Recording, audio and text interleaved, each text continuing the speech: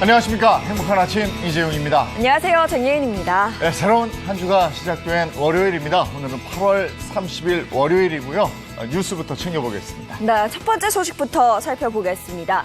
이 전자발찌를 끊고 도주했던 한 50대 남성이 여성 2명을 살해한 것으로 밝혀져 큰 충격을 주고 있습니다. 성범죄 전과자인 강모 씨는 40대 여성을 살해한 뒤 지난 27일 서울 송파구에서 전자발찌를 끊고 달아났으며 또한 29일 오전 경찰에 자수하러 오기 전 50대 여성을 추가로 살해한 것으로 알려졌습니다. 전과 14번인 강 씨는 성범죄만으로 20년 징역을 선고받고 지난 5월 전자발찌를 찬 채 출소했지만 석 달 만에 더 끔찍한 범죄를 벌인 겁니다. 경찰은 강 씨를 상대로 범행 동기를 집중 조사하고 있습니다. 아프가니스탄인 특별 입국자 중 4명이 지난 28일 코로나19 확진 판정을 받으면서 방역당국이 밀접 접촉자로 파악된 이들의 가족에 대해서 재검사를 실시했습니다.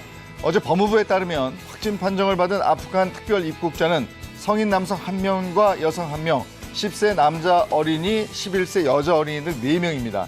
이들은 지난 26일 인천공항에서 입국하면서 받은 유전자 증폭 검사에서 미결정 판정을 받았고 재검사에서는 확진 판정을 받았는데요.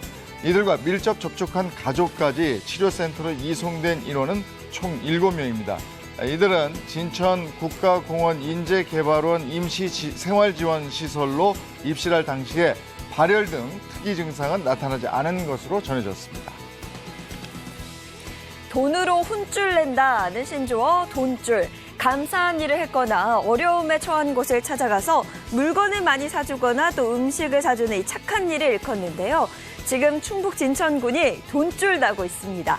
아프간인 특별기여자 390명을 따뜻하게 맞아준 진천군 주민들에게 시민들이 특산물 구매로 보답에 나선 건데요.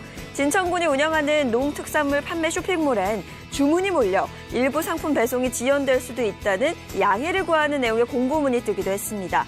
평소 30건 정도였던 주문은 어제 하루에만 500건을 넘겼고요. 실제 구매 인증과 함께 주민들에게 감사와 응원을 전하는 글들이 이어지고 있습니다. 네, 이번에는 코로나19 현황 살펴보겠습니다. 29일 0시 기준 신규 확진자는 1,619명으로 54일 연속 4자릿수를 기록하고 있는 가운데 누적 확진자 수는 24만 8천여 명으로 늘어났습니다. 한편 코로나19 백신 현황을 살펴보면 1차 접종자는 전날보다 27만여 명이 늘어나서 2,862만 2천여 명을 넘어섰고요. 2차까지 접종을 마친 누적 접종 완료자는 총 1,460만 2천여 명입니다. 네, 이어서 오늘 날씨 소식 전해드리겠습니다. 오늘 하루 대체로 선선한 가운데 구름이 많이 지날 것으로 보입니다. 다만 남부지방을 중심으로는 비 예보 나와 있는데요. 내리는 비의 양 보시면 낮 동안 호남과 경남 서부에 5에서 30mm 안팎의 비가 내리겠고요. 제주도에는 소나기가 살짝 지날 것으로 보입니다. 이어서 오늘 기온 보시면 오늘 아침 최저기온 19도에서 26도, 한낮 최고기온은 26도에서 30도 선 예상됩니다. 비 소식 있는 지역에서는 빗길에 의한 피해 없도록 교통안전 주의하시기 바랍니다. 네, 8월 30일 월요일 행복한 아침 지금 시작합니다.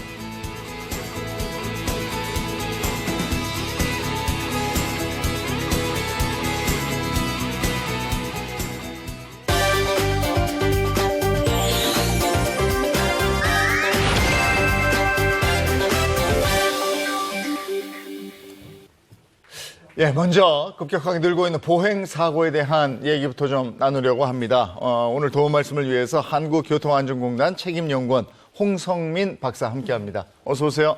안녕하세요. 네, 반갑습니다. 그리고 박수림 씨 어서 오세요. 네, 반갑습니다. 네. 지난 4월부터 안전속도 5030 정책이 전국적으로 시행되고 있죠. 현재 효과가 어떤지 모르겠습니다. 네, 정책 시행 100일 전과 후를 저희가 분석을 해보았습니다. 교통사고와 통행속도 모두 긍정적인 효과가 나타났는데요. 예, 보행 사망자는 우선 전년과 대비해서 16.7% 감소한 효과가 나타났고요. 네. 통행 속도는 평균 시속 1km 감소한 효과가 나타났습니다. 이거는 이제 교통사고는 크게 감소했는데 통행은 크게 영향이 없었다라는 것을 볼 수 있습니다. 이렇게 그 국민들이 협조해 주셔서 최근 3년 동안 교통사고 사망자 수도 26.4% 감소하는 그런 큰 효과를 볼 수 있었습니다. 네. 아, 효과가 있다니까 아주 다행스러운데. 네. 근데 한 가지 또 넘어야 될 산이 있다고 그러는데 네. 이건 수림 씨가 좀 정리해 주시죠. 네, 오늘 중요한 자료를 제가 하나 준비해 왔는데 지난 3년간 우리나라 보행자 교통사고 사망자 수를 나타낸 그런 그래프입니다. 근데 전반적으로 교통사고 사망자 수는 좀 줄었어요. 네. 네. 그런데 유독 이 연령층의 교통사고 사망자 수가 증가하고 있습니다. 매년. 그래프 보시죠. 자, 지난 3년간 우리나라 보행 중 교통사고 사망자 수의 증감을 나타낸 그래프인데 전체 사망자 수가 해마다 낮아지더니 오, 네. 2020년엔 총 1,093명을 기록했습니다. 근데 잘 보시면 이 중 628명이 65세 이상 고령자로 전체 57.5% 차지하고 있고요.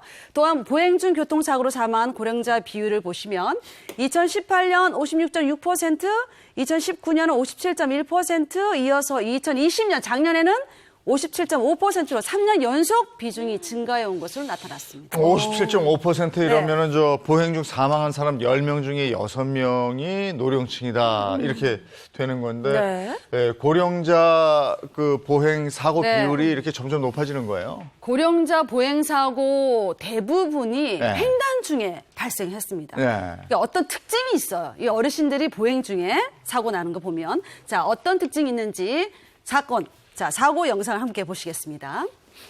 작년 1월에 발생한 사고입니다. 차가 주행을 하는 그때 갑자기 고령 보행자가 나타납니다.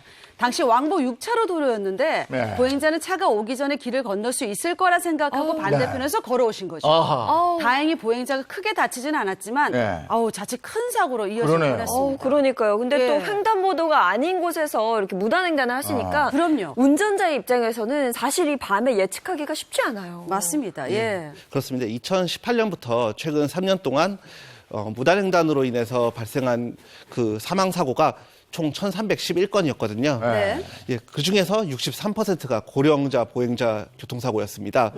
예, 전체 보행사고 중에서 이제 고령자가 차지하는 비율이 57% 정도 되는데 네. 이제 그것과 비교해서도 6%포인트 정도 높은 수치인데요. 네. 이렇게 높은 고령자 무단횡단 사고인 만큼 보행자 스스로 이제 안전에 대한 경각심을 가지고 인식을 바꾸는 게 필요할 것 같습니다. 네. 아니 진짜로 고령자의 무단 횡단 비율이 높은데 특히나 밤에는 그럼요. 구분이 안 되는 게 네네. 진짜 조심해야 되겠어요.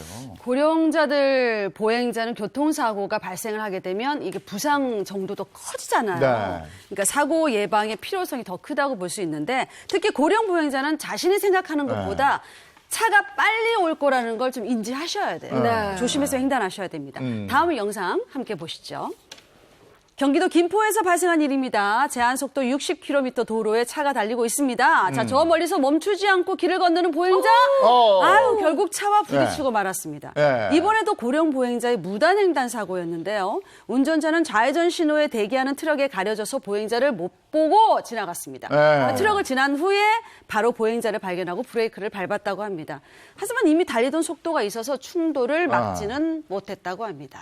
근데 운전자가 네. 보행자를 발견하고 브레이크를 밟았는데 보행자가 멈추거나 하는 게 아니고 그냥 달려나가려고 하는 듯한 네. 그런 모습이었단 말이에요. 그럼요. 네. 예, 보통 길을 건널 때 네. 보행자들은 차가 오는 속도를 보고 그리고 네. 차와 나의 거리 그렇죠. 그리고 내가 도로를 건너는데 얼마나 걸리는지 이런 시간들을 전체적으로 판단을 해서 네. 내가 지금 건너면 안전하겠구나 이렇게 생각을 했을 때 건너시거든요. 네. 그런데 이제 고령자들은 나이가 들어감에 따라서 이제 이런 것을 판단하는 능력이 좀 떨어지게 됩니다. 네. 예, 그래서 저희가 이것을 실험을 통해서도 좀 밝혀봤습니다. 네네네. 네. 그러니까 보행자가 길을 건널 때 이 판단하는 능력을 실험을 해봤다는 얘기가 될 텐데요. 어떤 실험인지 자세히 좀 들어볼 수 있을까요? 예, 저희가 40명을 대상으로 네. 신호가 없는 횡단보도에서 차량 속도별로 보행자가 횡단을 판단하는 능력이 어떻게 다른지 실험을 해보았는데요. 자세한 실험 방법은 이렇습니다. 네. 보행자가 길을 건너려고 도로 앞에서 대기하고 있다가 네. 접근하는 차량을 보고 아, 내가 지금 건너면은 위험하겠구나라고 판단을 했을 때 뒤로 물러나게 하는 겁니다. 이제 그때 이제 뒤로 물러났을 때 그 시점에 차와 횡단보도 사이의 거리를 저희가 측정을 하게 됐는데요. 네. 이게 이제 속도에 따라서도 다른지 한번 비교해 보기 위해서 차량들에게 이제 60km와 50km로 정속으로 주행을 하도록 요구를 하였습니다. 네. 그래서 여기서 좀 질문을 좀 드리고 아, 싶은데 질문 퀴즈입니까? 예. 여러분들 혹시 60대 이상의 이제 고령자분들이 네. 도로를 건너려고 하면은 이제 비고령자와 비교해서 어떻게 다를 것 같습니까? 연세가 있으신 분들은 그만큼 걸음 속도가 느리기 때문에 네. 차가 저기 멀리 있을 때 미리 좀 위험을 감지하고 멈추거나 그러지 않을까요? 근데 반대일 것 같기도 하고요. 앞서 영상 보니까 오히려 달려나가시라는 것도 보였잖아요. 근데 그래도 이런 실험을 했을 때는 멈추지 않았을까 싶기도 해요. 그러게. 네. 예. 예, 물론 그렇게 멀리 있을 때 그 고령자분들이 먼저 멈추고 미리 대비하셨으면 안전했을 텐데 지금 저희가 실제 실험한 결과는 그것과 이제 정반대의 결과가 나타났습니다. 아. 예, 60세를 기준으로 저희가 고령자와 비고령자로 구분해서 실험을 해 보았는데 네. 이제 비고령자들은 횡단보도부터 76.7m 거리가 떨어진 곳에서 이제 더 이상 횡단을 못 하겠다라고 판단을 하신 반면에 네. 이제 고령자분들은 64.7m까지 차가 접근을 했을 때도 이제 그때서야 이제 그 횡단을 못 하겠다 포기하신 거거든요. 이제 그 내용을 간단히 말씀드리면은 이제 고령자들이 비고령자보다 차가 가까이 접근할 때까지 계속 횡단을 하려고 시도를 하신다 이렇게 보시면 될 것 같습니다. 네. 관련된 그래프가 좀 준비되어 있거든요. 보면서 설명을 좀 들어볼까요? 그리고 또 이 차이가 그 네. 속도가 빨라질수록 더 큰 차이가 나타났는데요. 이제 고령자와 비고령자 횡단 포기하는 그 시점에 차이가 있는데 네. 그 차이가 시속 50km에서는 8.5m였는데 네. 시속 60km로 빨라지니까 그 차이가 15.5m까지 좀 늘어났거든요. 이 결과 간단하게 말씀드리면은 차량 속도가 빠를수록 고령자들이 횡단을 판단하는데 그 능력이 더 떨어진다라고 말씀을 드릴 수 있을 것 같습니다. 고령자들은 훨씬 더 여유 있게 이렇게 길을 건너고 뭐 이래야 되겠는데요. 맞아. 예, 맞습니다. 특히 이제 고령자분들 중에서 운전을 하신 경험이 없거나 네. 그리고 운전을 했더라도 좀 오래되신 분들 같은 경우에는 운전자의 특성이나 이제 차량의 움직임에 대한 예측을 잘 못하시는 경우들이 많기 때문에 특히 경각심을 가져야 되겠습니다. 네, 고령자의 안전의식, 그 의식의 변화도 물론이지만 도로의 체계도 좀 달라져야겠다는 생각이 드는데요. 해외에서는 좀 어떤가요? 예, 해외 이제 고령자 보행자를 위한 이제 대책을 제가 두 가지 정도 한 소개를 드리고 싶은데요. 우선 미국 뉴욕입니다. 뉴욕 사례를 보면은 이제 고령자들이 이제 안전하고 이제 편안하게 보행을 할 수 있도록 그 고령센터 이제 그 고령자들이 많은 곳은 그 쉘터와 벤치를 설치해서 그 사람들이 쉴 수 있는 그런 공간을 마련을 해주고 있거든요. 괜찮네요. 네. 예. 그리고 또 이제 고령자들이 보행 속도가 느리기 때문에 이제 네. 그분들을 보호하기 위해서 녹색 신호 후에 차량들이 10초 동안은 이제 회전을 못하도록 그래, 이게 막고, 중요해. 예. 그리고 거리도 이제 고령자분들이 넘어지지 않도록 네. 평탄하게 이제 마감을 하는 그런 모습을 볼 수 있습니다. 네. 네. 그래서 두 번째는 이제 네덜란드인데요. 네덜란드는 이제 스마트 신호등이라고 해서 네. 횡단보도에 있는 센서와 그리고 스마트폰에 있는 GPS와 센서를 서로 연동을 해서 보행 중에 그 횡단 중에 신호를 버튼을 통해서 연장을 할 수 있는 그런 방식입니다. 네. 아니, 우리나라도 이걸 좀 도입하면 좋을 것 같아요. 고령 예. 보행자들을 위해서. 네. 우리나라도 이제 유사한 그런 많은 대책들을 지금 적용을 하고 있는데요. 네. 우선 스마트 횡단보도라고 해서 보행자가 그 횡단보도 상에 있을 때 네. 그것을 감지를 해서 신호를 자동으로 연장을 해주는 그런 시스템입니다. 그래요? 그런 시스템도 도입이 되고 있고요. 네. 그리고 고령자분들은 아무래도 체력적으로도 한계가 있고 그리고 시간적으로도 더 오래 걸리기 때문에 도로를 건널 때 한 번에 못 건너신 분들을 위해서 중간에 보행섬을 설치를 해서 그 중간에 차량을 대피하고 그리고 대기를 할 수 있는 공간을 마련을 해주고 있습니다. 그리고 또 이제 일부 지역 같은 경우는 고령자분들은 신호를 대기하는 게 힘드시거든요. 네. 그래서 신호를 대기 중에 앉아서 쉬실 수 있도록 그런 장수 의자라는 것을 도입을 해서 설치한 사례가 있습니다. 네네네. 예. 네. 자, 마지막으로 보행자 사고와 관련해서 당부하고 싶은 얘기 있으면 좀 해주시겠어요? 예. 일단 가장 중요한 것은 보행자를 위한 문화를 정착하는 게 제일 중요할 것 같습니다. 네. 지금까지 우리나라 교통 정책은 빨리빨리라고 하는 그런 교통 맞아요. 소통 중심의, 차량 중심의 그 정책이 펼쳐져 왔거든요. 근데 이제 앞서 설명드린 안전속도 5030 정책을 시작으로 해서 이제 차량 중심의 정책에서 보행자 중심의 정책으로 패러다임의 변화가 필요한 시기입니다. 이제 이 세상에 그 보행자가 아닌 운전자는 없지 않습니까? 맞습니다. 예, 그래서 보행 사망자가 이제 감소할 수 있도록 보행자 중심의 안전속도 5030 정책에 적극 동참해 주시면 감사하겠습니다. 5030. 예, 보행자 사고와 관련해서 한국교통안전공단 책임연구원 홍성민 박사와 함께했습니다. 고맙습니다. 고맙습니다.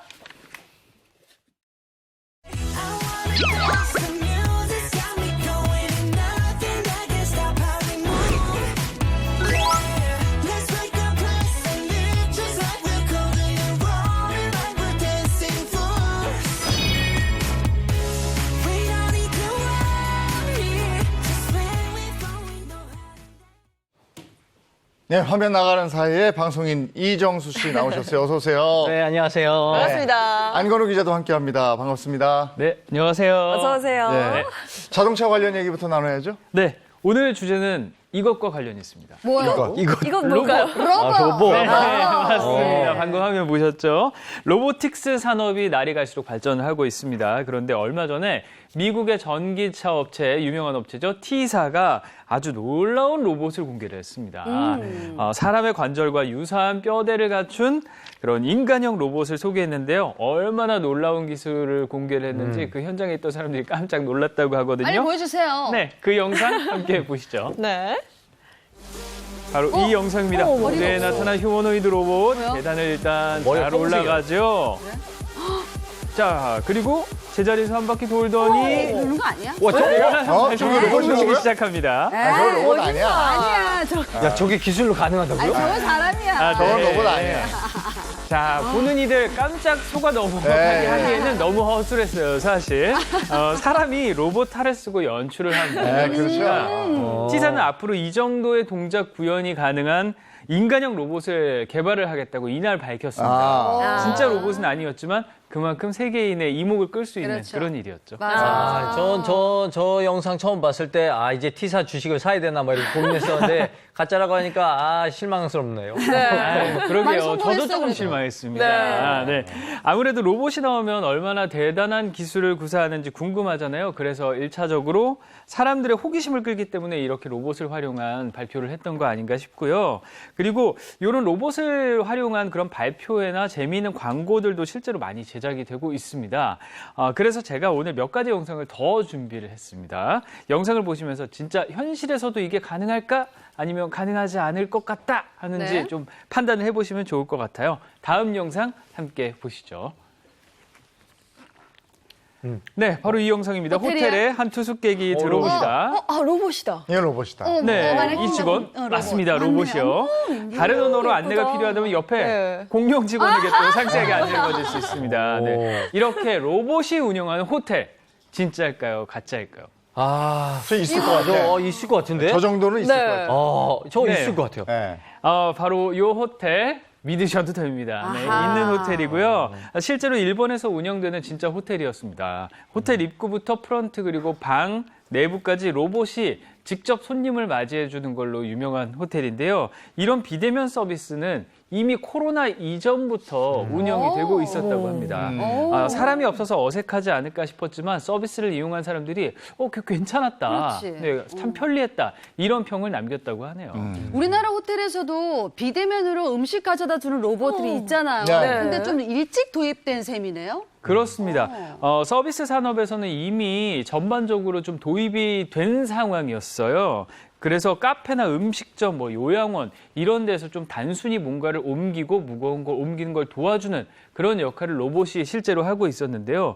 움직임이 적고 좀 대화를 주로 활용하는 그런 로봇들은 생각보다 활용하기가 좀 편하다고 합니다.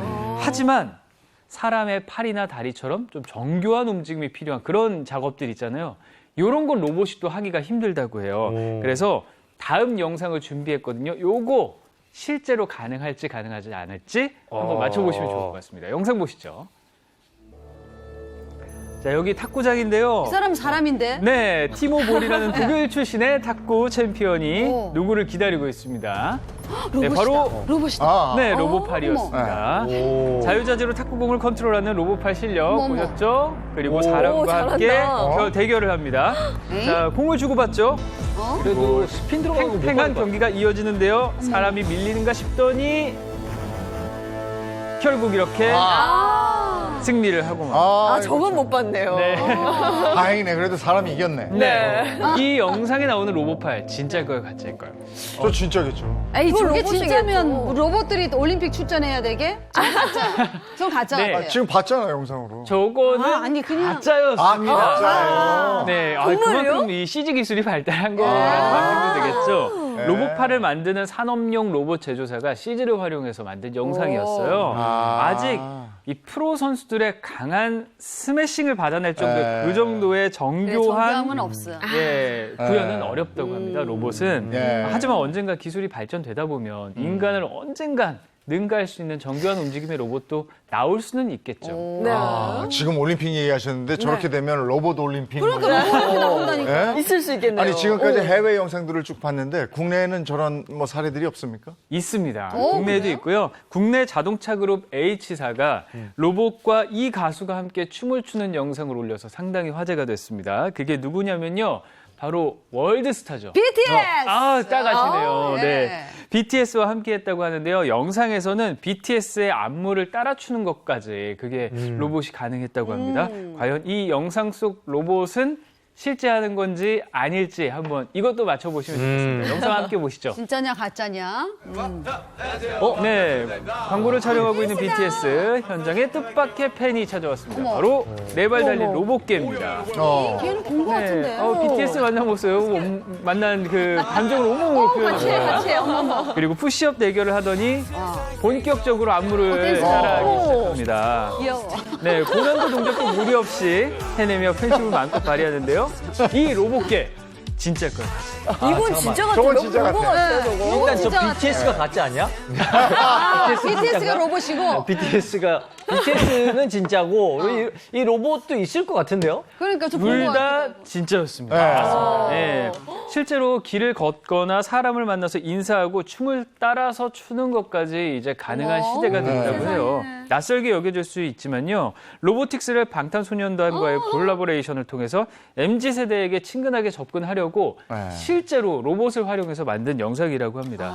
이 영상이 공개되니까 로봇 기술 수준 여기까지 왔느냐 이렇게 얘기하는 사람들이 많았다고 합니다. 네. 가짜라고 생각했는데 이게 또 진짜 대단. 굉장히 놀랍네요. 예. 가짜 같은 느낌. 네. 아니 근데 지금 화면으로만 봐도 우리가 놀라운데 저런 로봇개를 진짜 앞에서 탁 보면 정말 깜짝 놀랄 것 같아요. 바로 그래서 그런 분들을 위한 또 전시회가 준비가 돼 있습니다. 지금 부산에서 진행을 하고 있고요. 네. 로봇 기술이 가져오는 일상의 풍요로움을 주제로 6개의 전시실에서 200여 점의 작품을 선보입니다. 와. 네. 야, 그- 바로 여기입니다. 오. 멋있다. 우리 옛날에 봤던 그런 로봇 다 나오는 거예요? 뭐 태권브이 뭐 이런 거? 그런 향수를 자극하는 로봇도 있고요. 말씀하신 것처럼 정말 다양한 로봇들을 한 자리에서 볼 수가 있는데요. 하반신 마비 환자의 보행을 돕기 위해 개발한 의료용 로봇도 있고요. 예. 또 서비스 로봇처럼 생활에 우리 혁신적인 변화를 가져올 수 있는 로봇 기술들도 볼 수 있다고 합니다. 이야. 전시회 8월 3일부터 열리고 있고 또 10월 말까지 열리고요. 관심 있는 분들은 방문하셔서 우리 로봇 기술이 얼마나 발전했는지 눈으로 확인하시면 참 네. 즐거운 시간이 될 것 같아요. 로봇 기술이 우리 생활 안으로 들어오면 네. 우리 생활이 좀 더 편리해지긴 하겠는데 공상과학 만화, 네. 영화 맞아요. 이런 데 보면 약간 왜 걱정되죠. 초창기 로봇 시대를 비춰주는 게 네. 요즘하고 비슷해요. 전시회도 막 하고 사람들이 가가지고 신기해하고 맞아요. 이러다가 로봇이 사람을 압도해버리잖아요. 지구를 정복해버렸어. 진짜 독수리 오형제는 어떻게 되지? 이 자리 뺏길 것 같아. 야, 그런 생각까지 드네요. 네. 하여간 뭐 이 과학 기술의 변화와 발전의 속도는 놀랍습니다. 대단합니다. 네. 자, 이번에는 우리 주변에 일어나는 많은 사건, 사고를 법의 관점으로 알아보겠습니다. 그 법이 알고 싶다.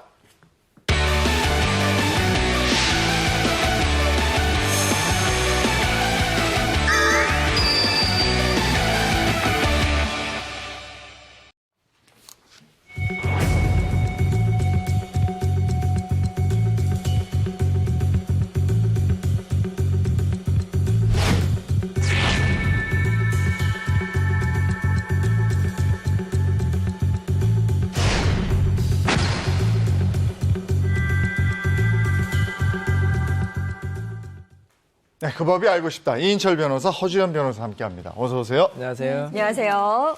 자, 바로 첫 번째 사연부터 갈까요? 네, 첫 번째 사연은요. 이것 영상으로 협박하는 남친. 이것 영상으로. 별 좋지 않은 영상이겠죠. 이거 뭐 데이트 폭력 그런 이거- 얘기 같은데. 박수림 영상으로 협박하고. 이거 아니, 뭐, 충격적인 정치. 동영상이지, 동영상. 그렇죠. 영상이겠죠. 동영상으로인가요? 한번 볼게요. 아하. 네. 바람 피운 영상은 뭐야? 뭐야? 동시에 두 남자를 사랑한 여자에게 일어난 일입니다. 자, 남자친구 역할은 이정수 씨 하고요. 그냥 아는 오빠 역할은 이재용 님이 하시고 여자친구 역할은 제가 하겠습니다. 이 사연은 실제 사건을 바탕으로 재구성했습니다. 사연 속으로 끄고! 저에겐 6년간 만난 남자친구가 있습니다. 최근 남자친구가 사업이 너무 바빠져서 주말마다 출장을 가더라고요. 설상가상으로 남자친구는 자기가 없는 주말 동안 저한테 자기 강아지랑 고양이를 대신 봐달라고 하는 거 있죠? 그렇게 몇 달간 남자친구 빈집에서 놀던 저는 너무 심심했던 나머지 아는 선배 오빠 한 명을 집으로 초대하게 되었습니다. 야, 집 좋다. 너 혼자 사는 집이냐? 아, 우리 집은 아니고 친구 집, 남자친구. 그냥 내 집이다 생각하고 편하게 쉬다가. 아, 고마워. 그런데 수리마. 눈빛이 왜 그래? 아, 내가 이제 와서 느끼해라. 하는 말이지만 말이야. 어? 내가 학교 다닐 때, 넌 몰랐니? 내가 너 많이 좋아했잖아. 그랬어? 뭐 그때 내가 날 좋아한 남자가 1, 2, 3, 4, 5, 6, 100명 정도 됐었지. 사실 나도 오빠한테 관심이 좀 있었어. 아, 그래? 응? 아이, 그랬지? 응? 그래서 말인데, 우리 이제라도 만나보는 게 어때? 어? 어머. 오늘부터 1일이야? 응? 이러면 안 된다는 걸 알면서도 외로운 나머지 저는 선배 오빠와 불이 붙었습니다. 파이어! 그래서 주중에는 남자친구를, 주말에는 선배 오빠를 만나서 완벽한 이중 생활을 즐겼죠. 그런데 불사! 어느 주말에 출장 간다던 남자친구가 갑자기 집에 들이닥친 겁니다. 너 딱 걸렸어. 내가 저걸로 내가 다 봤어. 너희 둘의 행태를. 저게 뭐야? 어머, CCTV 달아놨어? CCTV다. 그래. 우리 집 고양이 강아지 잘 있나 보려고 내가 달아둔 건데, 우리 강아지 잘 있나 봤더니 아주 내가 내 집에서 딴 남자랑 너랑 이런. 자기야, 그건 오해야. 그냥 딱 한 번 파이어! 한 번이었어. 한 번 좋아하시네. 이미 그 남자가 여러 번 왔다 간 걸 내가 동영상으로 다 찍어놨거든. 어디서 거짓말을 해? 동영상으로 기록 남겨놨다고? 어머, 그런 거 남의 동의 없이 찍어도 되는 거 아니잖아. 빨리 지워. 동의 좋아하시네. 너야말로 내 동의 없이 외간 남자를 들여놓고 뻔뻔하게 바람을 피워? 내가 이 동영상 갖다가 언젠가 너 결혼하는 날 다 뿌려볼 거야. 네 혼사길 앞에 돌길을 깔아주겠어. 왜 저래?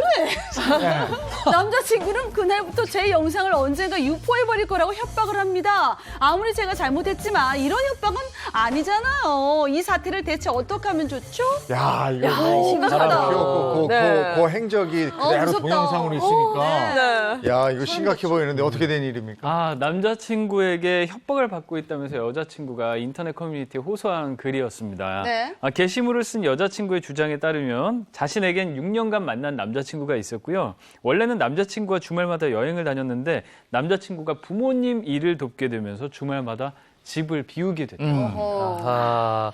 이 몸이 멀어지면 마음도 멀어진다고. 그렇죠. 주말마다 이렇게 떨어지게 되면 불안불안한데. 네, 그러니까 이 남자친구가 주말에 집을 비우는 일이 몇 달간 계속된 게 좀 그때부터 삐걱거리기 시작했습니다. 남자친구는 자신이 집에 없는 동안 반려동물을 좀 집에서 돌봐달라고 여자친구에게 부탁을 했다고 합니다.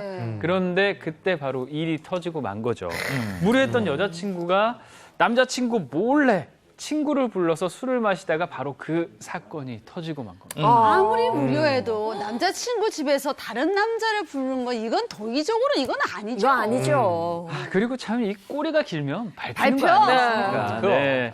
곧 남자친구에게 양다리를 걸친 사실을 들키고 말았는데요. 어떻게 들켰느냐? 요즘 이제 홈캠이나 홈 CCTV라고 하죠. 보통 이제 애완동물 잘 있나 맞아, 살펴보는 CCTV 그런 많이 해요. 카메라잖아요. 바로 그 카메라에 바람 피우는 장면이 딱 걸린 겁니다. 그래서 이 남자친구 애인의 부적절한 행동이 찍힌 영상을 유포를 하겠다고 아유, 여자친구 협박을 했는데요. 네. 당시 여자친구가 남자친구와 주고받은 메시지 내용을 제가 좀 준비를 했습니다. 네. 어떤 내용이었는지 함께 보시죠. 자, 바로 이 내용입니다. 자, 오른쪽이 여자친구가 쓴 대화인데요. 실수한 거고 미안하다. 이렇게 연락을 받아보라고 말을 겁니다. 그런데 남자친구 전화를 받지 않은 듯하고요. 대신 장문의 대화를 남겼습니다. 남자친구가 썼구나. 자, 이게 남자친구가 쓴 글이에요. 네.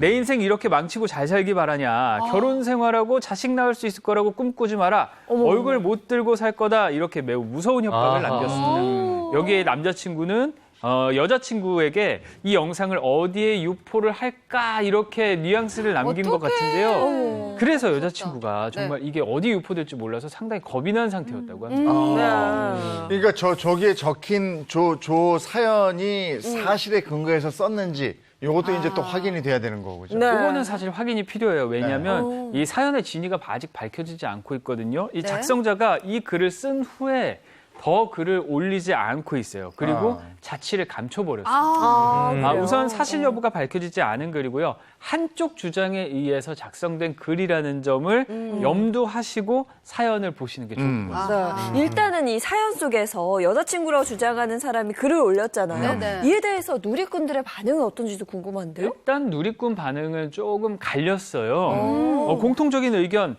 양다리를 걸친 여자친구는 물론 잘못한 게 맞다. 이런 의견이 지배적이었습니다. 하지만 영상 유포는 진짜 아니다. 이거는. 그럼요. 남자친구의 영상 유포는 또 다른 문제라고 짚었고요. 또 남자친구가 복수하고 싶은 마음은 알지만 뭐든지 그렇지. 우리 이인철 변호사도 얘기하죠. 그렇지, 법적으로. 법대로 해결을 해라. 이렇게 우려하는 반응들이 많았습니다.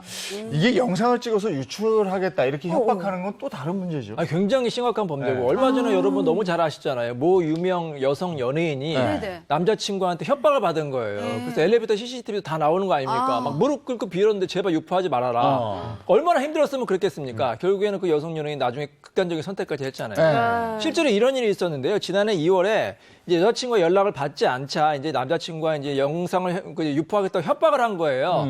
그러니까 이제 신고하겠다고 하니까 이 남자친구가 뭐라고 조롱을 했냐면은 신고해봐. 협박죄 그거. 벌금형밖에 처벌 안 받아. 이렇게 이제 조롱 섞인 문자를 보낸 거예요. 근데 실제로 법원에서는 이 사람한테 징역 8개월의 실형을 구형했고요. 만약에 이 사람이 영상을 유포했으면 이제 7년 이하의 징역형으로 중하게 처벌받을 것으로 생각이 됩니다. 유포를 안 하고 불법적인 영상을 가지고 있는 것만으로도 처벌이 가능하다라는 얘기고요. 그 여자친구 같은 경우에는 어쨌든 남자친구, 다른 사람의 집에 허락 없이 또 다른 남자 부른 거잖아요. 그럼요. 이것도 좀 문제가 있지 않아요? 그럼요, 문제가 있죠. 그래서 지금 떠오르는 노래가 김건모 씨 잘못된 만남이가 떠오르는데, 맞아요. 근데 이 남자친구 그렇죠. 근데 저 노래를 부르고 싶은데 이 남자친구 입장에서는 지금 노래 부를 상황이 아니에요. 그럼요. 왜냐하면 이 남자 입장에 생각을 해보세요. 자기 집에서 자기 친구와 애인이 바람을 핀 거잖아요. 근데 그걸 자기가 영상 그 애정행각을 봤단 말이죠. 이런 경우에 남자친구가 얼마나 속이 상하겠어요. 당연히 이 남자와 애인을 주거침입죄로 고소를 할 수가 있을 것이다 이렇게 생각이 돼요. 근데 이 애인이 평소에 이제 집에 드나드는 걸 허락을 하긴 했지만 남자친구가 이런 행동까지 하면서 드나드는 것까지는 허락했을 리가 없잖아요. 그래서 주거자의 어떤 묵시적 의사에 반한다고 봐서 둘 다 주거침입죄가 성립할 가능성이 높다 이렇게 생각이 되고, 다만 이 사람들이 형사처벌 전력이 없는 초범이고 또 어떤 그 성범죄 목적이라든가 절도 목적으로 들어간 것이 아닌 이상 실형을 살게 될 가능성은 좀 낮다 이렇게 보셔야 될 것 같습니다. 근데 남자친구 집에 CCTV 설치한 거, 그 여자친구한테 얘기했어야 되는 거 아니에요? 그래서 전 얘기 안 한 거 그것도 문제가 되는 것 같아요. 그러니까 CCTV를 어디에 설치했는지가 중요해요. 만약에 이 남자친구가 여자친구 집에 몰래 설치했다. 그럼 당연히 몰래 카메라기 때문에 근데 처벌을 내 받지만 집이잖아. 이 집이니까. 자기 집에 예를 들어서 방법용으로 설치했다. 근데 이 사람은 이제 뭐 강아지나 고양이를 보기 위해서 뭐 설치한 경우가 있잖아요. 그래서 설치하는 것 자체를 처벌하기는 어렵지만 이런 경우가 있어요. 설치를 했는데 알고 보니까 여자친구의 어떤 뭐 그런 영상이 있다. 그럼 그걸 바로 삭제를 해야 됩니다. 삭제를 할 거 아까 말씀하신 대로 소지만 해도 처벌되고요. 그렇죠. 그걸 다른 데 막 유포하면 더 강하게 처벌하니까 바로 삭제하는 게 좋습니다. 근데 그렇다고 이제 남자친구한테 지우라고 해서 지웠다고 했는데 그게 확인할 길이 없잖아요. 맞아요. 이건 뭐 어떻게 확인해요? 근데 이제 영상을 지웠는지 너무 확인을 해보고 싶겠죠. 그렇지만 이거를 확인하려고 집에 들어가게 되면 이것도 또 주거 침입죄가 될 수 있는 거고 만약에 뭐 정상적으로 들어갔다 하더라도 영상이 저장된 어떤 전자기기를 함부로 열어보게 되면은 이게 형법상 비밀침해죄가 성립을 하게 될 수도 있기 때문에 이런 방법은 좋은 방법이 아닐 것 같고 만약에 남자친구가 자발적으로 협조를 하지 않는 상황에서 뭔가 형사적으로 문제되는 행위를 하고 있다고 하면 형사 고소를 하셔서 적법 절차에 따라서 이 압수수색 영장을 발부받은 다음에 확인을 하시는 것이 제일 좋을 것 같습니다. 근데 이번 사례는 한쪽만 잘못했다고는 볼 수 없어요. 양쪽 다 잘못하긴 했는데 근데 여론은 그래요. 여자가 먼저 바람을 폈잖아요. 그게 여자 쪽이 아니다. 이런 여론이 좀 뜨거운 것 같아요. 그렇습니다. 게다가 여자친구가 마지막에 이제 게시한 문장 때문에 좀 많은 사람들이 여자친구 편을 들질 않았던 것 같아요. 네. 어떤 내용이었냐면 남친이 3호점 가게를 자신에게 준다고 계약한 게 있는데 이거 법적으로 어떻게 처리할 수 있을까요? 약속은 지키는 게 맞는 것 같은데 야, 이거 업으로 할 수 먹겠네. 있겠죠라고. 이 와중에 예. 이 와중에 가게 그 못 받을까 봐 걱정하는 정신 없는데 가게 받을 거 생각은 진작에 잘했어야지. 그렇죠. 그러지 말았어야지. 그러니까 아니 내가 남자친구랑 이게 다 모르지. 근데 이게 계약서를 쓴 거라서 이게 낙장불입 이게 안 될 것 안 같기도 될 것 하고. 같은데. 그렇지. 이제 우리가 연인 간에 그냥 아무 대가 없이 주는 거를 징여라고 해요. 네, 그래서 징여. 뭐 이제 백도 사주고 예를 들어서 뭐 고가의 물건도 사주고 하는데 네. 뭐 사이가 좋을 때는 아무 문제가 없겠죠. 하지만 사이가 나빠져서 예를 들어서 헤어지게 됐다. 그럼 남자친구가 이게 이제 소위 말해서 본전이 생각나는 경우가 많아요. 그렇죠, 맞아요. 그래가지고 소송까지 하는 경우가 있거든요. 그럼 네. 소송 보면 진짜 가관도 아니에요. 그동안 막 사준 거, 뭐 데이트고 심지어는 뭐 커피값까지 다 내놔라. 이렇게 소송하는 경우가 있는데 이게 원칙적으로는 다시 반환받기는 어려워요. 이미 이제 다 쓴 거고 소유권이 넘어갔기 때문에. 하지만 받을 수 있는 방법이 있습니다. 제가 뭐 남자친구를 위한 뭐 팁을 뭐 드리는 건 아닌데 만약에 뭐 부득이하게 고가의 물건이라든지 뭐 심지어는 뭐 집을 사주거나 전세금을 사주는 네. 경우가 있잖아요. 나중에 결혼하면 뭐 이거 주겠다든지 아니면 당신을 사랑해서 주겠다. 근데 뭐 몇 억을 줬는데 나중에 헤어지게 되면 그게 너무 이제 좀 억울할 수가 있잖아요. 네네. 그럴 경우에 받을 수 있는 방법은 뭐냐면 조건을 다는 거예요. 줄 때 만약에 우리가 파혼하게 헤어지게 되면은 되면. 뭐 집 전세금을 다시 돌려달라든지 이렇게 이제 조건부 계약서라든지 각서를 받으면 받을 수가 있고요. 실제로 실무에서는 뭐 몇 천만 원이나 몇 억 원 정도가 지급이 된 경우에는 이제 실제로 반 정도는 반환해라 이렇게 이제 판결을 내리거나 조정을 권하는 경우도 있습니다. 아니 근데 현실적으로 연인 사이에 각서 쓰고 뭐 하나 주면서. 계약서 그죠 선물 주면서 너 각서서 할 수 없잖아요. 근데 녹음이라도 하면 어떨까? 몰래. 문자가 좋습니다. 문자. 맞아. 문자나 카톡으로 하면 자연스럽게 받을 수가 있거든요. 네. 그래 돈 잘 받았어? 뭐 그러니까 나중에 농담 갚아요. 삼아라도 너 나하고 헤어지면 헤어지면 이거 다 줘야 된다. 돌려주는 거다. 뭐 이런 식으로. 좋네. 방법이 될 수는 있겠네요. 근데 이제 방금 나온 얘기가 있는 것처럼 이제 또 방법이 있을 수 있는 게 네. 결혼을 한다고 했을 때 네. 그때 이제 예물을 주고받잖아요. 약혼 네. 상태에서. 근데 이럴 때 이제 문제가 또 될 수 있는 것이 예물을 주고받았는데 이제 파혼이 돼버린 네. 거예요. 그러면 말씀하신 것처럼 결혼하면 요거를 이제 주는 것이다. 네. 결혼을 전제로 아. 요렇게 얘기를 한 부분이 입증이 된다고 하면 요 부분에 약혼 예물 반환 청구를 할 수가 있어요. 아. 근데 한 가지 주의할 점이 내가 이런 파혼의 사유에 일방적인 책임이 있는 경우 이때는 약혼 예물 반환을 청구할 수 없다는 판례가 있거든요. 네. 그래서 이런 경우를 제외하고는 이런 그 결혼을 전제로 약혼 예물을 주고받은 것이 입증이 되는 경우에는 약혼 예물을 부당이득 반환 청구를 통해서 돌려받을 수 있습니다. 예. 상대의 행위 때문에 아무리 화가 나더라도 무슨 영상이라든지 뭐 이런 걸 유출하겠다 네. 하는 협박은 본인이 더 불리할 수 있게 됩니다. 그럼요. 예, 알겠습니다. 다음은 뭡니까? 두 번째 사연은요. 타인의 지나친 이거 이유가 있다. 타인의 관심. 지나친 지나친 관심. 관심 이유가 있다. 이유가 있지 않을까요? 정답 한번 보겠습니다. 착각도. 친절. 친절. 자, 온라인 커뮤니티에 등장한 어떤 친절한 남자에 대한 이야기인데요. 자, 이 친절한 남자 역할은 이정수 씨, 네. 의뢰자 역할은 제가, 의뢰자의 친구 역할은 장예인 씨가 해주시면 되겠습니다. 이 사연은 실제 사건을 바탕으로 재구성했습니다. 사연 속으로 끄고! 그는 정말 친절로는 대한민국 1등입니다. 형편이 어려운 사람들에게 무료로 법률 상담해주고 고소장도 작성해주고 변호사도 선임해주거든요. 비록 얼굴도 이름도 모르지만 선한 영향력을 행사하는 그를 인터넷에선 키다리 아저씨라고 불렀습니다. 그리고 저도 최근에 법적인 자문이 필요하게 돼서 그 친절한 아저씨를 찾게 되었습니다. 안녕하세요. 여기가 바로 무료로 법률 지원해주는 친절한 친절한 키다리 아저씨가 있는 건 맞나요? 네, 잘 찾아오셨군요. 네, 뭐 무보수로 법률 지원을 해드린 키다리 아저씨입니다. 무슨 일로 오셨죠? 왜 이렇게 딱딱하죠? 제가 보험사에서 구상금 청구권을 받았는데 무려 360만 원짜리 소장을 받게 됐어요. 이거 합의를 하고 싶은데 어떡하죠? 아하, 그러시군요. 이 분야의 전문이 제가 전문이죠. 예, 어디 보자. 구상금을 362돈, 저 돈 다 갖다 붙여가지고 포함해서 총 500만 원 주시면 되겠습니다.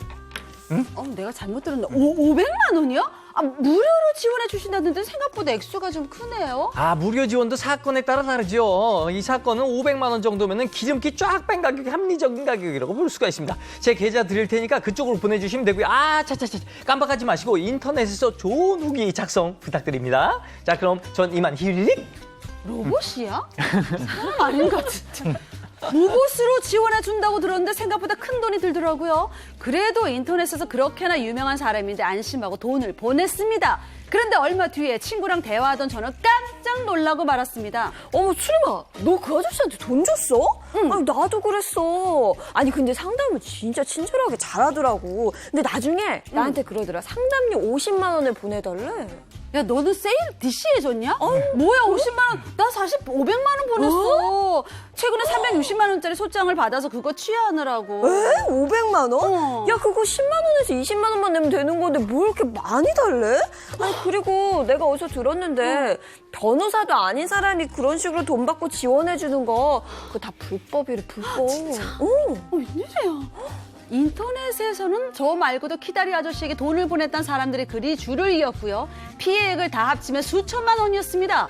세상에 공짜 없고요. 남의 지나친 친절에는 이유가 있다더니 그 아저씨의 친절에도 이유가 있었던 걸까요? 이거 정말 다 불법인 건가요? 야, 이게 이런 게 뭡니까? 있어요? 이게 어떻게 된 진짜 이건 얘기인지. 뭐지? 이렇게 온라인 커뮤니티에서 유명해진 키다리 아저씨 사건입니다. 네. 그러니까 아무런 대가 없이 어려운 상황에 처해진 사람들의 법적인 문제를 해결해주겠다고 한 50대 남성의 이야기인데요.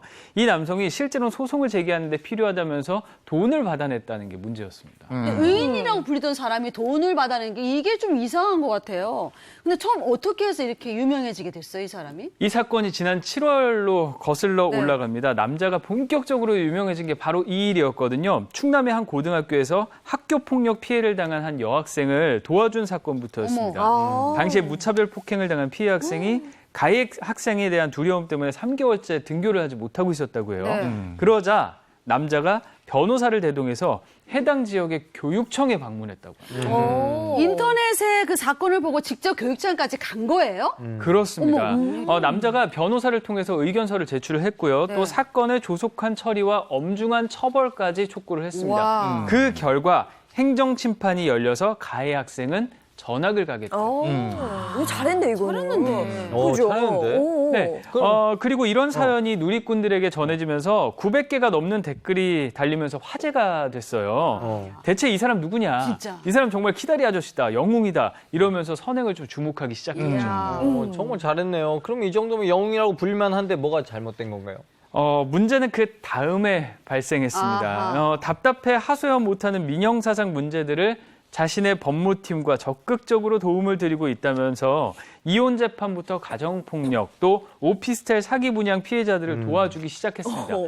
아무 도와준 거는 괜찮아요. 네. 근데 몇 달 동안 대신해서 고소장을 작성해 주거나 변호사를 선임해 주는 이제 선한 영향력을 행사하는 줄 알았는데 네. 최근에 돈을 지불했다는 사람들이 하나둘씩 늘면서 이게 문제가 되기 시작한 겁니다. 언행이 실제 행동하고 불일치한다는 거죠. 그래서 어떻게 된 일인지 제가 대화 내용을 준비를 했거든요. 네. 그거 한번 실제로 눈으로 확인을 해보시죠. 바로 이 내용입니다. 민사소송으로 구상금 360만 원을 내게 됐다는 한 누리꾼의 얘기인데요. 친절한 키다리 아저씨에게 연락해서 도움을 청했다고 합니다. 그런데 키다리 아저씨가 변호사비랑 변호사 협회에 내는 돈을 합쳐서 500만 원을 요구를 했다는 겁니다. 이것뿐만이 아니라 또 다른 의뢰인 얘기도 있었는데요. 변호사 소장 등 문서와 관련한 비용이 든다면서 90만 원을 보내라는 내용도 있었습니다. 아니, 이게 원래는 무료라고 했는데. 그러게. 진짜로 비용을 달라고 했네요. 네, 피해를 입었다는 사람의 얘기에 의하면 키다리 아저씨에게 돈을 낸 사람만 한 50명에서 60명 정도 된다고 해요. 피해액이 수천만 원에 이르는 걸로 추정된다는 얘기가 있는데요. 게다가 남자는 변호사 선임계를 작성하지 않은 건 물론이고요. 변호사 계좌가 아닌 폐업한 법인 명의 통장으로 또 돈을 받았다고 해요. 선한 영향력과는 거리가 먼 모습에 누리꾼들이 상당히 충격을 그렇죠, 받은 맞아. 상황이에요. 피해자가 5, 60만 원이고 이 얘기가 사실이라면은 이 사람은 이제 더 이상 키다리 아저씨가 아니죠. 아니죠. 이 당사자는 뭐라고 얘기를 해요? 이 당사자가 한 매체와 인터뷰를 했어요. 네. 해명을 했는데 오해에서 빚어진 일이며 사실 무근이라고 이렇게 이야기를 했습니다. 변호사 선임료를 받았다는 의혹과 관련해선 민사 소송 시에 드는 인지대와 송달료였다고 인지대, 송달료 해명을 너무 했고요. 많은데? 또 법인 통장으로 돈을 받은 건 회사 법무팀 소속 변호사를 통해서 소송을 제기를 하고 있었으니까 요거는 법인 통장으로 받는 게 맞다. 이렇게 또 해명을 했습니다. 또 자신이 이익을 챙기기 위해서 금전을 요구했다는 의혹은 어떤 부분도 사실이 아니다. 이렇게 강하게 부인을 했습니다. 근데 그거 정말이에요? 피해액이 아까 수천만 원에 이른다는 거? 그것도 본인이 해명을 했어요. 총 1,900만 원을 받았다고 이렇게 이야기를 했는데요. 소장이 이미 진행된 6명, 7명 정도만 빼고는 돈을 돌려줬고 또 지금도 돌려주고 돌려주고 있다. 있어. 이렇게 해명을 했습니다. 받긴 받았구만. 네, 맞아, 그렇죠. 그리고 이번 의혹이 터지면서 소송을 원하지 않는다는 사람들도 생겼고 이들의 돈은 당연히 돌려주는 게 맞기 때문에 지금은 우리가 돈을 다 돌려드리고 있다. 이렇게 해명을 했습니다. 이 남자가 실제로 법률 자문을 해주고 돈을 받았다 그러면 변호사법 위반이죠? 우리 주변에 보면요. 변호사가 아닌데 변호사 빰치게 정말로 실력 좋은 사람이 있어요. 있어. 의사가 아닌데 정말로 의사보다 병을 잘 고치는 사람이 있어요. 있어요. 이런 사람들이 법정에서 뭐라고 하느냐? 나는 억울하다. 많은 사람들에게 도움을 준 내가 왜 처벌되느냐? 그래서 저는 묻고 싶어요. 그렇게 실력 좋으면 제발 변호사 시험, 의사 시험 합격 좀 하세요. 합격도 못하면서 뭐 이렇게 실력 좋다고 합니까? 자, 이런 사람들을 처벌하는데요. 이 변호사가 아니면서 이제 법률을 업무를 하거나 아니면 이제 변호사를 이제 소개시켜줘가지고 소위 말하는 브로커잖아요. 돈을 받은 변호사법 위반죄로 처벌받는데요. 7년 이하의 징역이나 5천만 원 이하의 벌금형에 처해질 수가 있거든요. 여러분, 억울한 일이 생기면 키다리 아저씨 대신 변호사 아저씨. 변호사를 찾아요.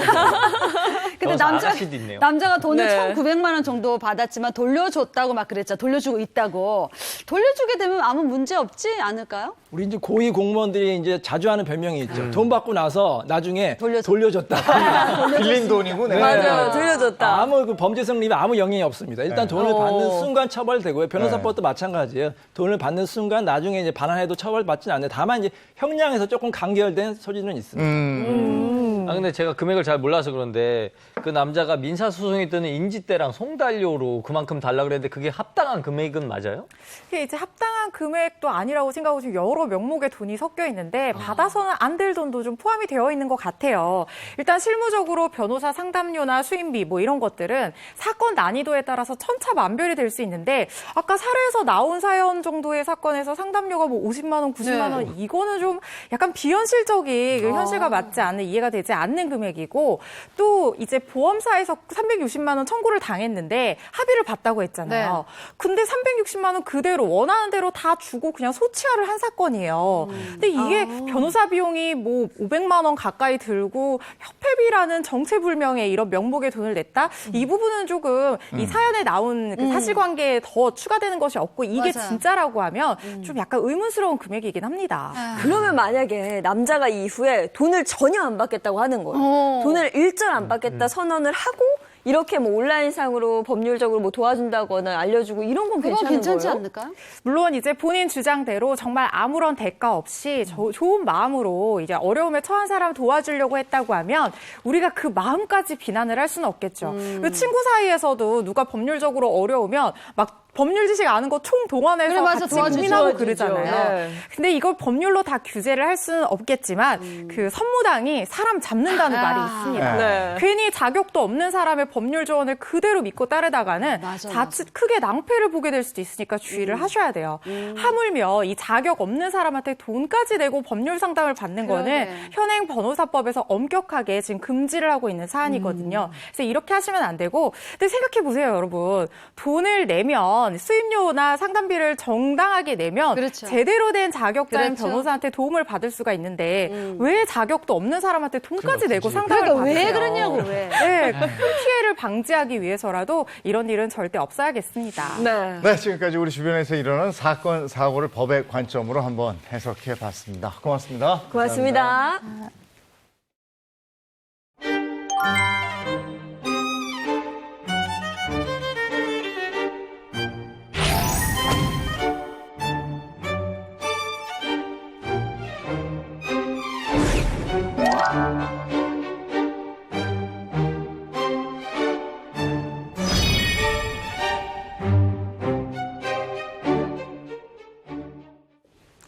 살면서 겪게 되는 여러 가지 고민을 속 시원하게 해결해 드리겠습니다. 인생 Q&A 이호선의 용한 상담소입니다.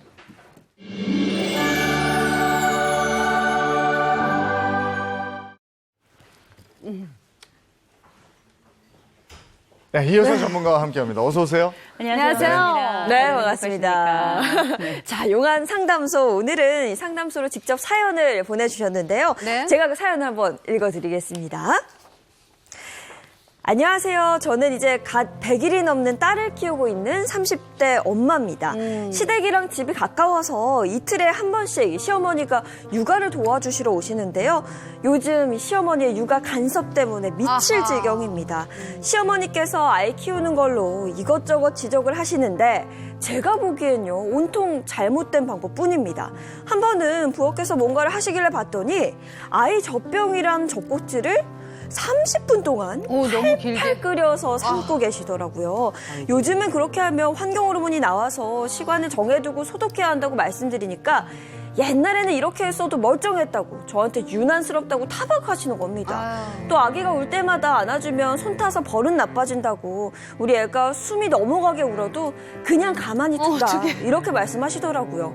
산부인과 의사 선생님들이 손 탄다고 아기 안 안아주면 나중에 애착 불안 생길 수도 있다고 그런 얘기했다고 말씀을 드려도요. 네가 나중에 고생 덜 하라고 내가 지금 애 버릇 잡아주는 거야 라면서 혀를 끌끌 차십니다. 근데 또 이게 다가 아닙니다. 아기가 태열이 있어서 서늘하게 키워야 하는데 딸은 따뜻하게 키워야 한다면서 여름에도 에어컨 다 끄고 포대기를 꽁꽁 싸놓는 바람에 온몸에 피부 발진이 생겨서 병원에 간 적도 있었습니다. 그래도 저는 그때까지는 꾹 참았어요. 근데 이번에 결국 사달이 나고 말았습니다. 어머니가 아기 목욕을 시켜주시는데 아기가 너무 크게 우는 거예요. 알고 보니 아기 젖꼭지가 함몰돼 있다고 손톱으로 일일이 그걸 짜주고 계시더라고요. 애는 아파서 자지러지고 끝까지 당신 방식이 맞다는 시어머니에게 그만 언성을 높여 대들고 말았습니다. 그날 이후 시어머니는 더 이상 저희 집에 오지 않겠다고 발길을 끊으시고 저희 사이는 어색해져 버렸습니다. 남편은 나중에 제가 복직을 하려면 어머니께 아이를 맡겨야 하니 네가 좀 사과드리고 화해하라고 하는데 아이를 맡기고 싶지 않을 만큼 영 마음이 놓이지 않습니다. 대체 저는 어떻게 하면 좋을까요? 예, 아이를 맡아서 이제 시어머니가 돌봐주셨는데 여러 네. 가지 상황을 보면은 이게 의견이 맞지 않는 단계를 넘어서서 좀 위험하게 아이를 보는 그렇죠. 것도 있네요. 지금 사연 보니까 뭐 울면 버릇 나빠진다고 애가 자지러지게 우는데 그냥 두셨고요. 또 태열이 있는데도 따뜻하게 키웠는데 애를 꽁꽁 싸맸고 마지막 전 너무 충격적이었던 게 아이 젖꼭지를 손으로 짜냈다. 뭐 이거는 진짜 충격적이었어요. 옛날에 이게 1960년대에 끝난 줄 알았는데 그게 지금도 사실 간혹 이런 일이 발생하는데요. 제일 먼저 제가 말씀드리는 건 세상의 모든 시어머니들이 이렇지 않습니다. 네. 이거 제가 먼저 말씀드리고 싶은데 한 가지 이런 말씀을 드릴게 이건 간섭이 아니고요. 네. 이거는 무지에 가깝고 이게 사랑으로 보이긴 합니다만 이 무지가 때로는 이게 나도 모르게 학대로 이어질 수 있는 건데 입장을 바꿔놓아서 내가 그 신생아라고 한번 생각해 보세요. 이거 말도 안 되는 일인데 여러분 요새는 시어머니들 혹은 뭐 친정어머니들 이렇게 아이 특별히 손주를 맞아들이기 위해서 일부러 유아교육학과 다녀가면서 그렇게 공부하시면서 준비하는 시어머니도 워낙에 많거든요. 모두 다 이러신 건 아니지만 이건 간섭을 넘어서 사실 거의 어떻게 보면 멀리서 본다면 학대로도 보일 수 있습니다. 굉장히 위험한 상태죠. 근데 이렇게 아이를 맡긴 경우에는 아이 키우는 방식이 달라서 마찰이 있는 경우가 상당히 많이 있더라고요. 근데 이제 꼭 하시는 말씀은, 야, 내가 이렇게 키웠어도 애 잘만 컸어. 맞아. 이렇게 얘기를 하니까. 내 때는 그런 방식으로 애들 다 키웠어. 막 네. 이러잖아요. 그렇지. 저도 시어머니랑 같이 살고 있기 때문에 저희 애들 다 육아를 해 주셨어요. 지금도 하고 계신데 예전에 첫 애 지금 중2인데요. 천기저귀를 어머님이 사오셨어요. 네. 아이들이 이렇게 피부가 연약하니까 일회용 기저귀 하면 안 된다. 천기저귀 해줘야 된다고. 저 속으로 그랬죠. 저 1리터 어떻게 빨지? 근데 어머님이 천기저귀 해야 된대요. 그러니까 소변 보고 응가 보고 이런데 어머님 다 손빨래 하시는데 아이고, 아이고. 저건 아닌데 싶더니 어머님이 며칠 지나더니 안 되겠다. 그냥 우리 일회용 기저귀. 그때 어머님 마음이 변하셨어요. 힘들지. 힘들죠. 천기저귀 당신이 너무 힘들어요. 힘드시니까. 힘드시니까. 네. 근데 며느리가 시어머니에 대해서 불만이 있어도 잘 얘기를 못하는 편인데 맞아요. 여기 며느리는 폭발해버린 거예요. 그렇죠. 아니 근데 시어머니뿐만 아니라 제 친구는 그 친정어머니랑 같이 애를 키우거든요. 네네. 근데 애가 땀띠가 난 거예요. 그랬더니 그 소금물을 애기 입술에 이렇게 젖혀서 먹이려고 하시는 거 애가 막 이제 자지러지죠. 자지러진 아이고, 거죠. 이것도 문제 되더라고요. 근데 이렇게 검증되지 않은 민간요법 쓰시는 어르신들이 많이 있는데 그러면 이제 그거 보는 사람들은 어떡하지 이러죠. 그렇죠. 함부로 쓸 당황스럽죠 수는 이런 경우 없고. 있으면. 그래서 뭐 온라인 커뮤니티에서 화제가 된 사연이 또 있었다고요. 그렇죠. 시어머니가 태어난 지 한 달도 안 된 신생아한테 콜라를 먹였다. 이런 사연이었어요. 네. 다들 막 기겁했죠. 근데 시어머니 입장에서는 아유 콜라가 어떤 맛인지 뚜껑에다 조금해서 애 먹여봤어요. 뭐 그게 어때서? 그런데 며느리 입장에서 너무 화가 나는 거죠. 황당하죠. 너무 당황스럽죠. 그러니까. 근데 뭐 장난삼아 했다고 하기에는 이거 엄마들은 정말 놀라거든요. 그럼요. 놀랄 정도가 아니라 실제 케냐에서는 아이 신생아들이 에게 콜라를 먹여가지고 이게 사망에 이른 사건들이 굉장히 빈번합니다. 근데 우리가 기본적인 육아서만 보더라도 신생아들에게 먹이면 안 되는 음식들이 있어요. 이를테면 뭐 벌꿀이라든지 생우유라든지 이런 거 먹으면 난리 나거든요. 네. 아이가 사망이 이를 수도 있는데 콜라도 사실 어른들이 장난삼아서 아이고 이쁘다 하니까 이제 한 방울 똑 떨어뜨려 보시고 이렇게 이쁘니까 장난쳐보고. 또 재미삼아 맞아. 네. 또 옛날엔 그런 일들이 있었기 때문에 그렇게 하시지만 굉장히 위험할 수 있고요. 특별히 신생아들 같은 경우는 소화기관이 어른이나 심지어는 뭐 7, 8살 된 아이들하고도 완전히 다르죠. 달라요. 그래서 우리가 그 과정을 가지고 적어도 이유식도 만 6개월이 넘어야 된다라는 이야기를 하는 거거든요. 네. 만 6개월이 넘더라도 사실 탄산음료 같은 경우에는 가능한 늦게 먹이는 게 낫기 맞아, 때문에 그럼요. 이 사실을 알고 그 상황에 있었던 며느리는 얼마나 놀랐겠어요. 그렇죠? 네. 요즘에는 맞벌이 부부가 굉장히 많잖아요. 네. 그러면서 이제 그 시부모님이나 친정 부모님들이 아이 키우는 경우가 많아서 이런 일들이 왕왕 생기는 모양이더라고요. 네. 그래서 솔루션을 좀 주셔야 될 텐데 며느리 육아 간섭하는 시어머니, 뭐 친정 어머니일 수도 있는 거고 네. 어떻게 하죠? 자, 그런데 첫 번째. 육아 맡기지 마라. 그럼 이거 어떻게? 이게 네. 지금 신생아인데 이제 시작이에요. 네. 근데 시작인데 지금 이 어머니하고 그다음 이 며느리 그러니까 아마도 시어머니인 것 같은데 시어머니하고 이 며느리 사이에 육아가 단순히 교육관 차이로 생겨나는 갈등이 아니에요. 지금 이 육아의 경우에는 우리 어머니께서 굉장히 걱정될 만한 몇 가지 요소들을 보이고 있는데 네. 문제는 이게 어머니는 옛날 방식인 이랬다 해서 젖꼭지 짜고 그다음에 사실 우리 아기에게는 해서는 안 되는 지금은 금지된 사항들을 기꺼이 하고 계신데 네. 이 부분이 아마 아이 성장이 반복되고 커가면서 이런저런 사건들로 지속적으로 부딪힐 가능성이 대단히 높습니다. 네. 보니까 이 어머니도 아이를 사랑하시는 게 맞아요. 사랑하시는 게 맞긴 합니다만 그럼에도 불구하고 사랑도 알아야 제도랍니다. 그래서 우리가 흔히 잘못된 상식은 적은 지식보다 위험해요. 그래서 우리가 알고 있는 육아에 있어서도 때론 우리가 과거에 우리 애는 괜찮았어. 나는 내 아들 이렇게 키웠어. 내 딸 이렇게 키웠어. 이렇게 말씀하시지만 사실 그 애가 간신히 살아남은 거였을 수도 있습니다. 우리가 알고 있는 옛날하고 다르게 상황이 과학적으로, 의학적으로 검증된 것들을 사용해야 되고 무엇보다 이런 요소들이 가장 중요하게는 아이를 건강하게 키우는 데 필요한 요소인데 제가 이 어머니가 걱정인 건 요새 시어머니들, 친정어머니들 대대 육아하면 그 가까운 친구들을 통해서 정보들을 굉장히 많이 얻어요. 네. 그런데 왜 아직도 이런 생각을 가지고 계실까? 가까운 분들이 아마 없을 가능성도 있을 것 같고 또 한 가지는 이 어머니가 고집이 셉니다. 며느리가 말씀을 드렸을 텐데도 불구하고 아랑곳하지 않으시거든요. 이런 상황이 된다면 앞으로의 요가에도 굉장히 큰 갈등 또 아이에게도 위험 요소가 있을 수 있어서 저는 이런 경우는 교정이 안 된다면 조언도 받아들이시지도 않고 관련해서 공부도 하지 않으시려고 한다면 이 부분은 육아를 맡겨서는 안 된다고 봅니다. 네. 근데 방금 말했던 그 잘못된 상식이라는 거 있잖아요. 네네. 뭐, 애 손 탄다고 우는데 냅두고, 그러게. 혹은 뭐 젖꼭지를 짜내고, 이런 게 반복되면 어떤 문제가 생기게 되나요? 그냥 봐도 아프겠죠. 네. 생각해 보세요. 우리가 어른들이 자기 살을 꼬집어도 아파요. 그렇죠. 그런데 한몰류들을 빼겠다고 이거를 찝을 정도면 아이는 정말 자지러졌을 겁니다. 그런데 우리가 어린 시절 특별히 신생아 시기는 얼마나 중요하냐. 신생아부터 한 1년, 흔히 이 시기를 우리가 영아기라고 불러요. 네. 이때 사람은 세상에 대한 신뢰감을 얻는 게 굉장히 중요한 인생의 숙제입니다. 그런데 내게 통증이 오고 고통이 반복적으로 온다? 그러면 내가 함께하고 나를 돌봐주는 사람에 대한 신뢰감이 떨어지는 거예요. 불안해하고 아이도 힘들어하겠죠. 맞아요. 그러면 심리학에서는 뭐라 그러는가?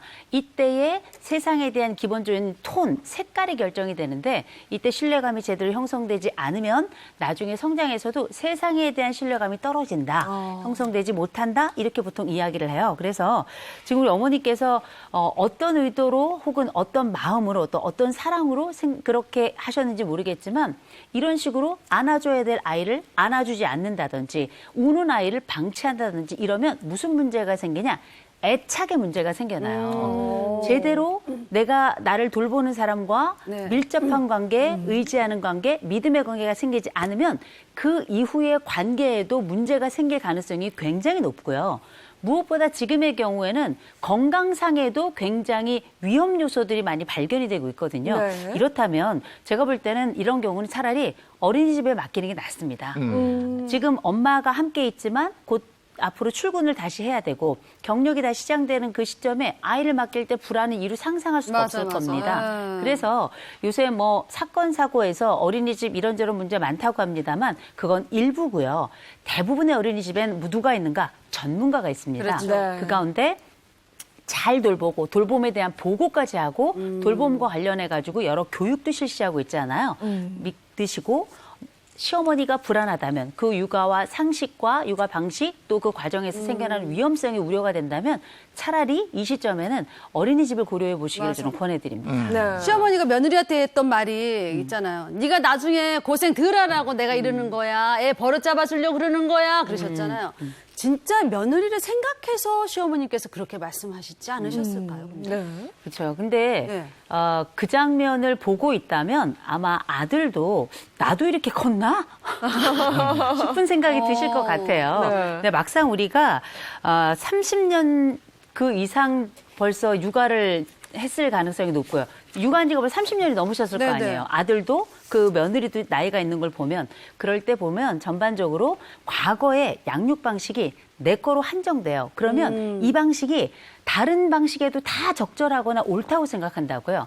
한 번의 성공이 여러 번과 반복적인 그리고 늘 성공에 이르는 건 아닙니다. 이걸 우리가 일반화라고 하는데 육아는 한 번도 일반화가 될 수 없어요. 반드시 아이의 특성에 따라서도 해야 되겠지만 기억하십시오. 우리가 아이의 버릇이 나빠질까 봐 아이를 안아주지 않는다? 이건 아이를 더 위험에 빠뜨리거나 평생에 그래, 걸친 맞아. 정서적인 불안감을 만들어내기 쉽기 때문에 오히려 더 안아주시길 저는 권해드립니다. 네. 자, 육아 맡기지 마라. 네. 그 두 번째. 정도로 시어머니 작전인지 작전? 아예 안 보려고. 그거인지 살펴봐라. 네. 그리고 이제 신생아 때니까 제가 이걸 왜 말씀드리냐면 오. 아니, 이 어머니가 사랑이 있으신데 제가 볼 때는 요새는 이런 정도로 아이를 위험에 빠뜨리거나 혹은 아이에게 통증을 이렇게 유발하는데도 옛날엔 이래서 괜찮아 이렇게 말씀하신 분들 많지 않아요. 그런 걸 보면 우리가 한때 뭐가 있었냐면 손주 안보기 3종 세트가 10년 전에 유행했습니다. 뭔지 아시죠? 네. 며느리 보는 앞에서 밥 꼭꼭 씹어서 애한테 직접 먹이기, 또 걸러를 얼굴 닦기, 그다음에 애 좀 크면은 욕으로 받아쓰기 하기, 뭐 이런 정말 농담이지만 이런 얘기가 왜 나왔냐면 나 손주 안 봐. 또 손주 보는 거 너무 힘들어. 네. 이런 이야기들이 돌면서 농담 삼아 나온 이야기인데 아마도 우리 시어머니께서 어쩌면 아이를 보고 싶지 않은 게 아닌가? 혹은 아이를 보는 게 걱정이 돼서 아예 초반에 이렇게 하시는 게 아닌가 이런 생각이 좀 살짝 들었는데 가만 생각해 보세요. 이럴 때는 평가가 좀 필요합니다.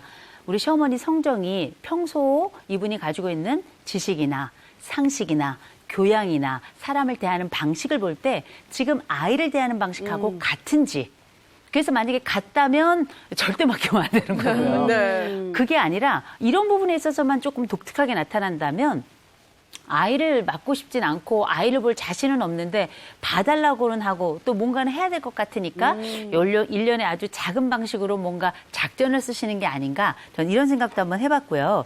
또 이 실제 아이를 본다는 것 자체가 만만한 일이 아니기 때문에 때로는 내가 아이 보기 힘들어 혹은 아이 볼 수 없어 이렇게 말씀을 못 하시는 분들이 간혹 이렇게 실수인 듯 사실인 듯 이렇게 좀 헷갈리는 행동을 하시는 경우가 상담 현장에는 왕왕 있습니다.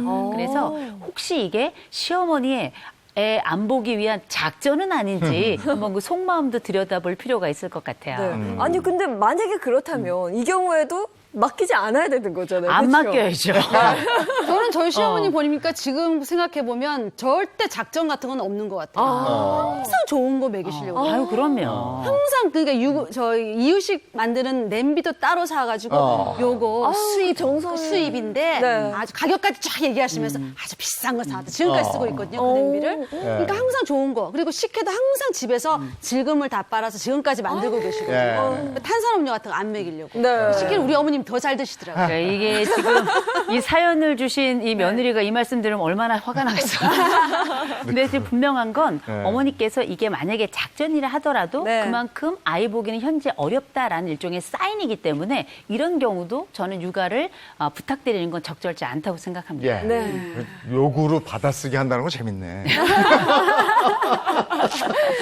그래도 사과는 필요하다? 사과 어떤 사과를 말씀하시는 거예요? 이를테면 뭐 지금 몇 개의 일련의 사건들이 있었어요. 이를테면 뭐 30분 이상 젖병을 팔팔 끓여서 이 소독을 넘어서는 이런 과정이라든지 아이의 함몰 유두를 보고 젖꼭지를 짜서 이걸 어떻게 조금 더 교정하려고 한다든지 그럴 때 며느리가 이렇게 사연을 보내실 정도면 그 상황에서는 어떻게 하셨겠어요? 가만히 있었겠어요? 어머니! 이렇게 말씀하셨겠죠. 아마 굉장히 그 순간에 시어머니는 내 나름대로 나의 노하우가 있고 그렇게 내 아들도 그렇게 키웠는데 이렇게 호들갑을 떨면서 나에게 큰 소리를 낸다면 그때 어머니는 어떤 생각이 들었을까요? 내가 무시당한다는 느낌 들었을 거예요. 약간 내가 무식하다고 나에게 수모를 주나? 이런 모멸감도 느끼셨을 수 있습니다. 그래서 적어도 그 상황에 대해서 어머니 제가 그때 이렇게 깜짝 놀래긴 했었는데 너무 호들갑을 떨어서 그때 많이 놀라셨죠 어머니? 죄송해요. 제가 미처 그것까진 제가 고려를 못했습니다. 어머니 죄송해요. 라고 이렇게 말씀을 드릴 필요는 있어요. 그리고 실제 우리가 어머니가 버릇을 잘 잡아주려고 하는 거야. 이거는 어떻게 보면 굉장히 선한 의도로 들립니다. 그냥 아이를 너무 안아주면 나중에 너 맨날 이렇게 업고 너 직장 갈 수 없잖니. 맞아. 아이랑 분리되기도 쉽지 않을 거 아니니? 아마 이런 취지였을 가능성도 있어요. 그랬을 때 이 어머니가 가지고 있는 의도 자체가 선한 것이었다면 그 선한 의도를 내가 충분히 이해하고 그 부분에 대해서 어떻게 반응해야 될지를 잘 알지 못했던 부분에 대해서는 어머니 마음 상하셨죠? 라고 한 번쯤 이렇게 말씀을 드리는 게 그게 이후 관계를 위해서도 굉장히 적절해요. 왜냐? 경우에 따라서 육아를 안 맡기고 싶지만 맡길 수밖에 없는 또 이렇게 부탁을 드릴 수밖에 없는 상황 그 얘기는 뭐냐? 어머니하고의 관계는 지속될 가능성이 굉장히 높고요. 두 번째, 여기에는 어머니를 중심으로 육아를 맡겼으면 좋겠다라는 남편의 의지가 있잖아요. 네. 그러면 남편하고의 관계도 이건 부적절한 관계로 가선 안 되는 거거든요. 그래서 제가 말씀드리는 건 뭐냐, 남편 앞에서도 육아와 관련해서 어머니에 대해 비난하셔서는 안 돼요. 그렇죠. 오히려 이런 부분이 있어서 애가 좀 아팠을 것 같은데 어머니도 놀라셨을 것 같아. 네. 요 정도로 하면 남편은 알아듣죠.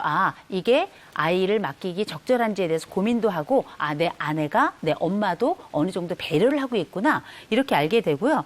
또 특별히 어머니하고의 관계가 안 좋다고 해가지고 그 사이에서 남편하고의 관계를 또 희생할 수는 없는 거거든요. 맞아요. 그래서 이건 아주 지혜가 필요한 그 순간이라고 할 수 있는데 분명한 건 뭐냐, 어머니의 이야기를 뭐 옳다 그르다 판단하기 전에 다른 아이를 잘 키울 수 있을 만한 환경을 찾는 게 굉장히 중요합니다. 도움을 SOS를 많이 요청을 하시고요. 그게 시설이 됐건 아니면 친정엄마가 됐건 아니면 실제 어떤 도우미가 있다면 그런 도움을 받을 수 있을 만한 다른 여건을 반드시 남편과 같이 상의를 하시고 이후에 어머니 제가 이래서 우리 어머니께 맡기고 싶은데 그럴 수가 없게 됐어요. 맞아요. 어머니 핑계를 좀 찾으시는 것도 굉장히 중요할 겁니다. 네. 네. 그런데 다 아는데 상황에 따라서는 정말 어쩔 수 없이 맡겨야 되는 그런 경우도 있잖아요. 구체적인 대처법을 좀 전해주시죠. 그게 걱정이시죠? 네. 앞으로. 네, 그거 되게 중요한 말씀이세요. 중요한 질문인데 만약에 어머니께 우리 아이를 걱정스럽지만 우리 어머니께 이렇게 양육을 부탁드릴 수밖에 없다. 이런 상황이 될 때는 반드시 지금부터 아이 병원 갈 때 반드시 시어머니가 아이를 데리고 병원에 갈 수 있도록 해주셨으면 좋겠어요. 왜냐하면 사전에 보통 우리가 아이를 병원에 데려가서 예방접종을 한다든지 네. 아니면 어떤 뭐 진료를 받게 할 때 보통 주치의, 곧 정해진 병원 한 군데를 가게 되잖아요. 네네. 그럼 그 병원에 사전에 미리 의사 선생님이나 간호사 선생님께 전화를 드려서 그렇게 사정 말씀을 드리고 이런저런 교정이 좀 필요할 것 같습니다. 알려주세요. 저희 어머니가 가실 겁니다. 그러면 상세히 알려주시는 게 좋다. 며느리 앞에 숨어오는 견디지만 의사의 이야기는 그쵸. 조언으로 들려요. 맞아. 굉장히 중요한 거기 때문에 이런 의료진들의 도움을 받으시는 것 꼭 필요할 것 같습니다. 똑똑하네, 정말. 이게 제3자의 의견을 듣게 하는 게 중요할 것 같아요. 맞아요. 그러니까 며느리나 뭐 딸이 막 면전에서 그러면 아까 얘기처럼 안 들려요, 화가 안 나니까 들려요. 예 병원의 의사 선생님이 아니더라도 심리 상담가나 뭐 이렇게 네. 전문가의 제3자. 조언을 구하라. 이거 괜찮네요. 상담소장님 계시잖아요. 무료입니다, 무료. 아니면 네. 저희한테 사연을 보내시면 오늘 얘기도 네. 같이 들으셨으면 좋겠어요. 맞아요. 네. 알겠습니다. 이호선의 용한 상담소였습니다. 고맙습니다. 고맙습니다. 한 주가 시작됐는데 이 한 주에는 9월이 포함되어 있습니다. 네. 8월도 내일까지죠. 그러니까요. 여름이 간다고 생각하면 왠지 아쉽고 이래요. 근데 또 더웠을 때 생각하면 빨리 가을이 왔으면 싶기도 하고요. 자, 8월 이제 마무리하는 단계입니다. 좋은 하루 보내시고요. 저희는 내일 아침 7시 30분 더 알찬 내용 가지고 돌아오겠습니다. 행복한 아침, 행복한 하루 되십시오. 고맙습니다. 고맙습니다.